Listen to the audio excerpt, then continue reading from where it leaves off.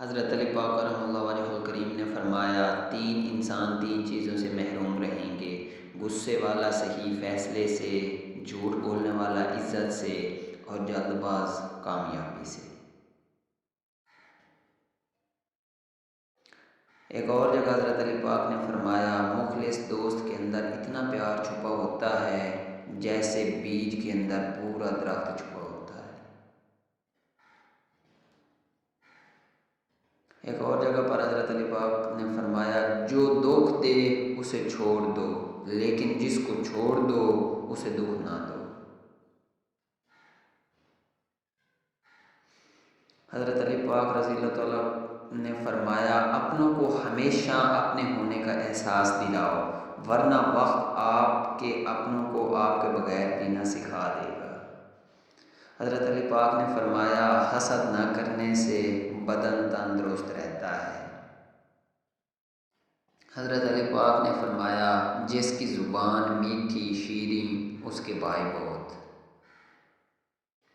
فرمانے حضرت علی پاک، رزق کے پیچھے اپنا ایمان خراب مت کرو، کیونکہ رزق انسان کو ایسے تلاش کرتا ہے جیسے مرنے والے کو موت۔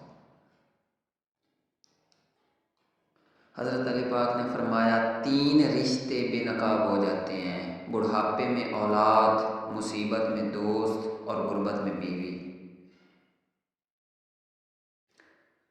جھوٹ کا بھی ایک ذائقہ ہوتا ہے، خود بولو تو میٹھا لگتا ہے، اور اگر کوئی دوسرا بولے تو ہمیشہ کڑوا لگتا ہے۔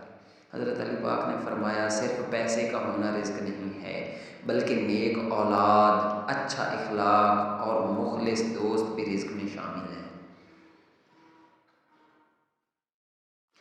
مخلص رشتوں کو مجبوری میں بھی ضائع نہ ہونے دو، کیونکہ مجبوری تو ختم ہو جائے گی، لیکن اس طرح کے مخلص رشتے دوبارہ نہیں ملیں گے۔ حضرت امام علی علیہ السلام نے فرمایا، ہر شخص اپنے جیسے ہی کی طرف مائل ہوتا ہے۔ تم گلاب کا پھول بن جاؤ، کیونکہ یہ پھول اس کے ہاتھوں میں بھی خوشبو چھوڑ جاتا ہے جو اسے مسل کے پھینک دیتا ہے۔ بندہ کو واجب ہے کہ اپنے پروردگار سے امید رکھے، امید نہیں یقین رکھے، اور اپنے گناہوں سے ڈرتا رہے۔ اچھا دوست ہاتھ اور آنکھ کی طرح ہوتا ہے، جب ہاتھ کو درد ہوتا ہے تو آنکھ روتی ہے، اور جب آنکھ روتی ہے تو ہاتھ آنسو صاف کرتا ہے۔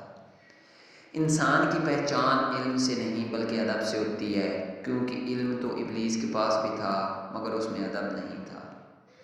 حضرت علی پاک رحمہ اللہ وجہ الکریم نے فرمایا، اگر زندگی کو ہمیشہ خوشیوں کے ساتھ گزارنا چاہتے ہو تو غم زدہ لوگوں کے غم سنا کرو، کبھی دکھی نہیں رہو گے۔ کیسے بھی حالات ہوں، دعا مانگتے رہیں، خیر مانگتے رہیں، معاوضہ ہونے میں کوئی دیر نہیں لگتی۔ ویڈیو بنانے میں بہت زیادہ محنت لگتی ہے، چینل کو سبسکرائب کریں۔